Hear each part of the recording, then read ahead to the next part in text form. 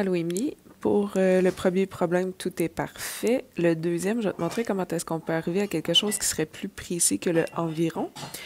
Si on a 2 décamètres en 15 secondes, j'aime bien que ton décamètre, tu l'aies changé déjà en kilomètres. Ça va. C'est 0,02 km, ça veut dire en 15 secondes.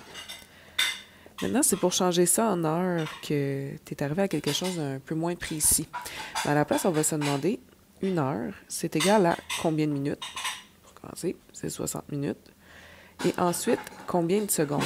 Donc, si une heure, je le multiplie par 60 minutes par heure, c'est comme ça que j'ai obtenu que une heure, c'est égal à 60 minutes.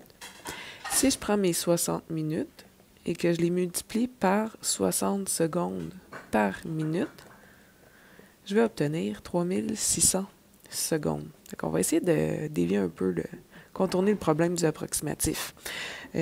Au lieu de mettre ça tout de suite en heure, on va faire une proportion. Là, je vais aller reprendre ça. Faire de la place. Okay. Donc, je vais prendre mon 0,02 km en 15 secondes. Puis, je vais me demander combien de kilomètres en une heure, donc 3600 secondes. Tu vas pouvoir le faire avec le produit des extrêmes et des moyens. Donc, le produit des extrêmes, tu as 0,02 fois 3600 qui donne 72. On ne mettra pas les unités de mesure parce que c'est comme des kilomètres fois seconde. Le produit des moyens, c'est 15 fois x, 15x. 72 divisé par 15 me donne 4,8 précis. Donc là, tu aurais 4,8 km. Donc, si je résume ça, ton 4,8 km, c'est pour le 3600 secondes. Donc, tu as 4,8 km pour une heure qu'on écrit avec la barre oblique, vu que c'est un taux unitaire. Okay. Juste à être sûr, quand je l'ai lâché tantôt, que tu comprends bien que c'est kilomètre, ensuite hectomètre, ensuite décamètre, mètre, décimètre, centimètre et millimètre.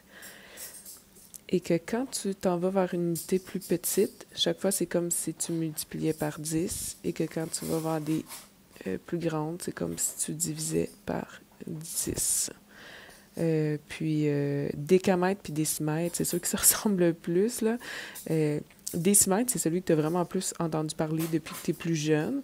Fait que c'est celui qui est petit. Exemple, 10 décimètres, je pense que tu es capable de visualiser que tes 10 décimètres bout à bout, ça forme 1 mètre. Si tu as déjà vu un mètre en bois.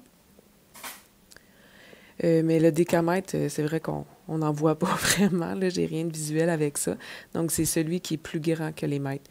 Mais décimètre et décamètre sont chacun de leur côté de l'unité centrale. Mètre. Fait que, bon restant de samedi. Bye bye.